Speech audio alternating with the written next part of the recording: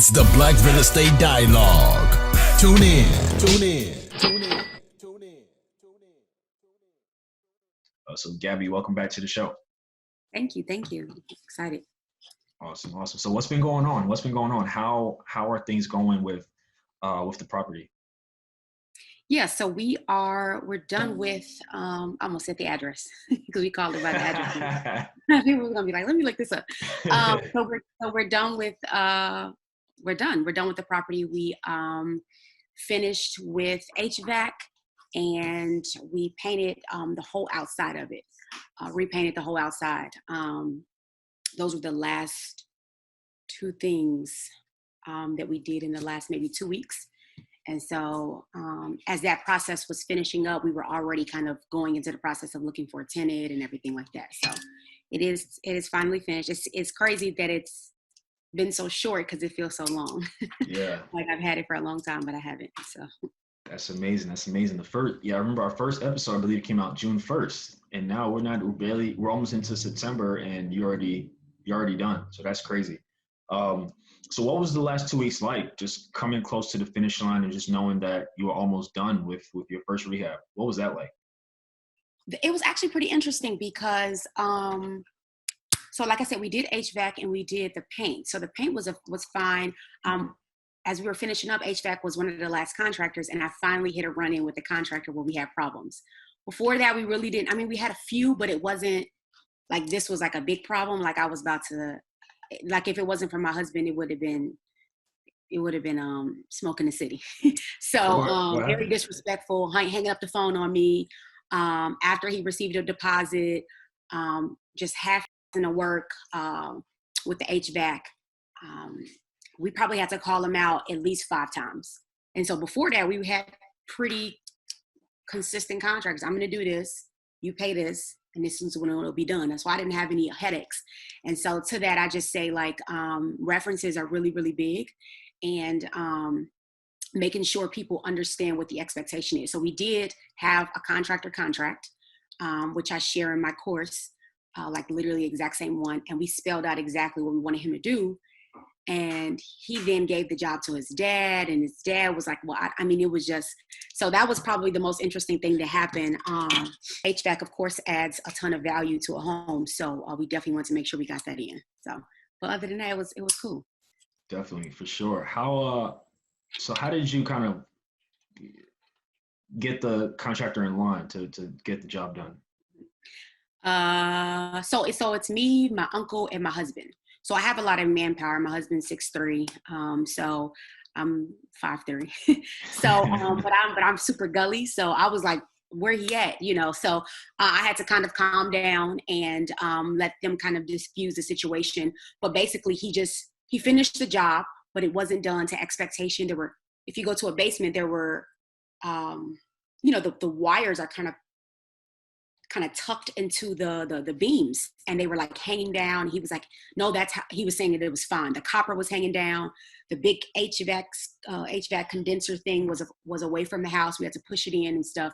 And so basically, if it was just me, for the women who want to be out here and taking on real estate investing, you really want to make sure you at least have a male mentor, because I know that if it was just me, he would have never came back out to fix the pieces. And so when he came back out, my uncle was there. We almost told him just to take everything back out, literally undo everything and take it, but it would have just been a hassle. So we let him finish the job, and very clear that we won't use him again. So it's about having an expectation, not paying 100%. I think we paid 30%. And then my husband did a really good job. He said, we were going back and forth with him. He said, if the job's not done by 6, you can pull everything out. And I would say at 5:50, the job was done after calling him out about 5 different times. So Got it done. So. Got it. Cool. So tell me about that last day when everything was done, you did your walkthrough and everything, and we're done. The rehab was done. Tell me about that day. Yeah. So that day was it's a little interesting for us because we got a bunch of stuff still at the house on this last day. So we had the building inspector or occupancy inspector come out, but we put everything in a closet and it seems like it doesn't open.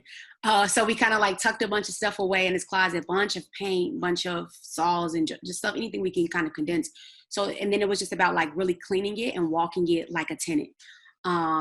So any touch up, like you're almost walking with a paint and a brush, and almost any touch ups, you're walking around the trim, things that you forgot about, making sure everything is turned on. So then when they walk in, all of the lighting is, really bright. And it almost like getting it picture ready. So that was kind of, that last day was like small touch ups and then like picture ready. Got it. And this has been an incredible journey. And, I'm just reflecting back and just thinking about our first couple episodes. And it's been special just to see the progression. So I guess after things kind of settled and, you completed everything, how did it feel at that time? And how does it feel now, just to know in just like about 3 months, you completed your first rehab as like a brand new investor who was just kind of learning as you're going? Man, you know what? It's until we just talked to, or we're talking right now, I really didn't sit with it because I'm always like, what's next? Yeah. So it does feel really good, but I'm still like, what's next? And so like, as you know, in the process of finishing this property, we acquired another one in the last maybe 3 to 4 weeks. So I am kind of already onto that property. We just walked it a couple hours today. And so sometimes, to your point, it's nice to kind of sit and say, okay, we did this. And then we know that if we bought it for 10.5. I think we bought it for 10. I always forget if we ended up paying that extra 500. We bought it for 10.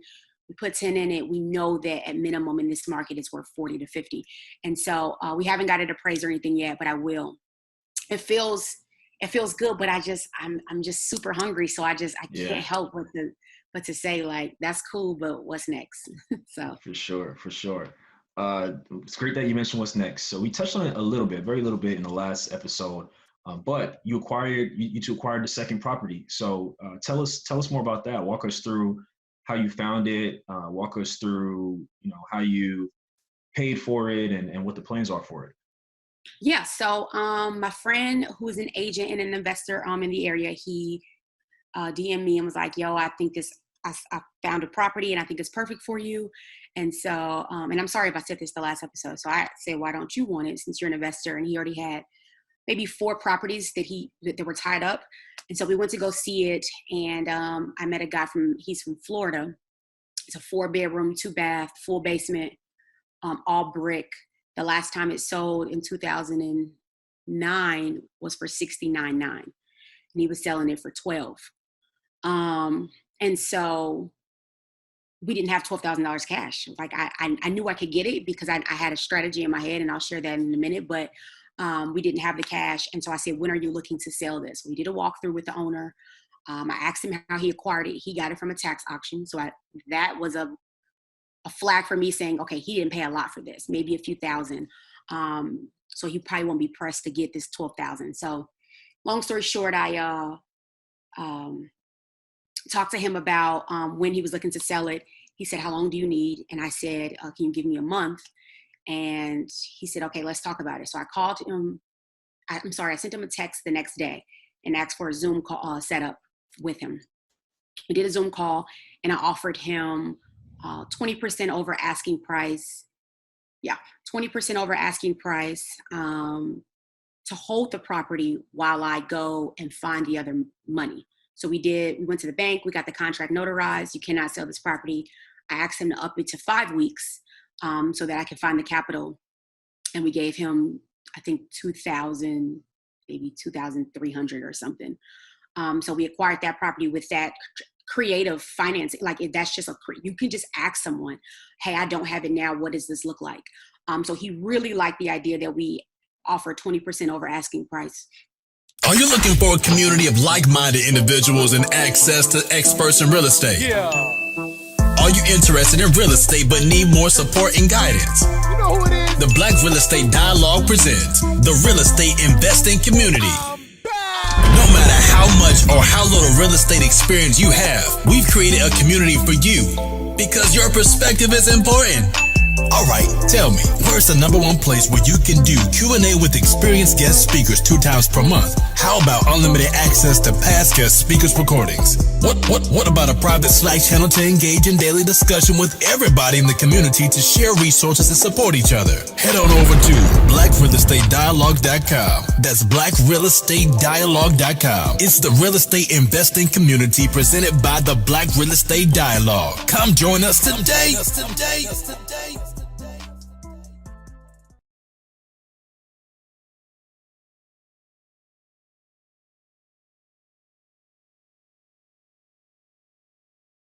Rashidah, thank you so much for joining us today. Thank you so much for having me. Excited to be back and sharing my journey. Definitely. So what's been going on? How are things coming along at the property? Things are coming along great. I have a lot of work to do as far as construction and getting the unit back, or getting the project to where I ultimately want it to be, to a place that I can live in and ultimately rent out. So I'm on that track right now. I'm on that path, and yeah, I'm feeling good about it. Everything's moving along pretty well, and I've learned a lot from the last month and a half, and so much has happened over the last month and a half to continue to move me forward and push me forward. So yeah, I mean, it's really exciting. Absolutely. Awesome. So what stage are you at right now? Are you currently is there still some rehab done? Have you been able to get some more of that done? I know you mentioned there were some architecture things happening. So could you give us more of an update on what's been happening in that aspect? So yeah, so I don't know if I touched on it in the previous episodes, but I ultimately purchased a three-family house, 3 floors, and I inherited 2 tenants who are currently paying rent and in fully renovated units. So they're on the 2nd floor and the 3rd floor, and my unit is on the 1st floor. So that's the unit that I am doing a complete renovation to. So currently I just wrapped up the demo phase. So I've removed all the materials and finishes from the interior of the building and for my unit, and I'm prepping now for construction phase. So everything is out of the house that doesn't need to be there, and now I'm able to bring in things that are going to ultimately be the bones and also move on to the design phase. Got it. So as far as the demo, like, were you just out there ripping stuff out by yourself? Like, did you have a crew or friends with you? How did that work out for you? I actually I learned a lot during this process. So I have my friends, my great friends, who have come up and given their all, helping me demolish some plaster, some cabinets, everything in the kitchen, the flooring, ceilings, lighting fixtures, everything, every physical item in the apartment. So yeah, I've been blessed to have my friends help me. They come up, they love the work because they get to swing a crowbar and let out some aggression, and they find it interesting. But as far as who I've hired a small company to take away the construction debris, which is something I did not necessarily, I didn't plan for. Once you start ripping off cabinets and you take out the toilet and you take out all these things, first you have to put them in your house somewhere so you can safely continue to do the work. And then also you have to remove it, and removing it is, that's a whole, there's a whole industry around that, and there's many ways to do it. Sometimes you can get a dumpster parked outside your house or parked in your driveway, but that comes with all types of rules and restrictions from the city that you get it in. You can hire private, which is what I did. You got 1-800-JUNK, things like that. So there's a lot of ways to do it. But yeah, I ultimately wound up hiring somebody to do it privately, which has worked out pretty well. Got it.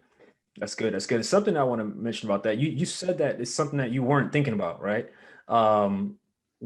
Something that I think people should realize is, especially starting off early on, there's a lot of things you're just gonna have to learn as they happen. Even in, if I think about my own experience, like through this turnover right now, I'm learning about parts of the house. I'm learning about how certain things work that I never had to think about when someone was living in there and just paying rent, because most of these problems they don't say anything about. But like I've gained quite a bit of knowledge in the last 30 days with this tenant turnover, just based on different issues or different things that need to be fixed. So for all y'all listening, don't worry so much about knowing every single part of the process. Like, know enough to get to the finish line. That's it. Some of this stuff you just got to figure out. So I think it's great that Rashidah, you're able to be a testament to that.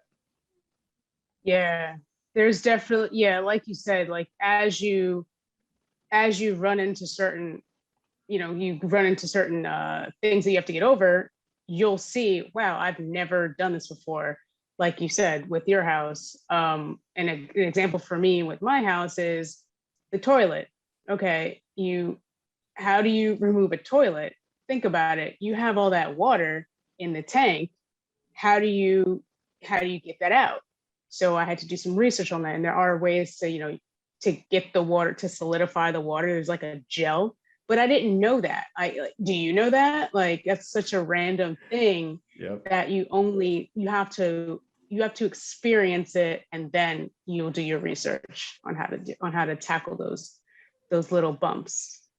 Yeah, I agree with you 100%. Like I'm just learning about like different strips and going here and fixing tile, square, all this stuff. Like it's you just got to learn by doing this game. This is an action-based industry. This is not theory. You just got to take action. You got to practice. So that's really cool. Yeah, practice is a great word. Yeah, that's exactly what it is. Take action, see what happens, practice, and then you keep moving on. And now you know it. Now you know it for the next one. Now you know it for, other problems that might come up. Absolutely. Absolutely. So it sounds like the demo is in a good place. So what's the next steps from here? Like, how are you working on like the design, materials and stuff like that? What stage are you at with that? So design is going to come a little later. I have an idea of what color schemes that I want to achieve, certain things. However, I'm kind of waiting on that just to see. I think that when you're rolling with a budget, that you kind of got to use secondhand stuff or stuff that you don't necessarily get brand new. You kind of got to roll with the punches and see what you get. I got a great friend of mine donated some tiles. I don't care what color they are. I don't care how big they are. I'm just going to make them work. So the design phase is something that I'm not necessarily too concerned about. But right now, what I am in is the construction phase. So it's a brick house. So all of the interior walls have been removed, the plaster, the drywall. And again, this house is built in 1890. So you have layers on layers on layers of different construction technology through the decades. So there's pulling that away and getting ready to ultimately get to install drywall. And when I install drywall, that's when I'm able to do designing, to really focus on that. Hi everyone, Sam here from the Black Real Estate Dialogue. Make sure to hit that notification bell and that subscribe button, and to visit us at blackrealestatedialogue.com.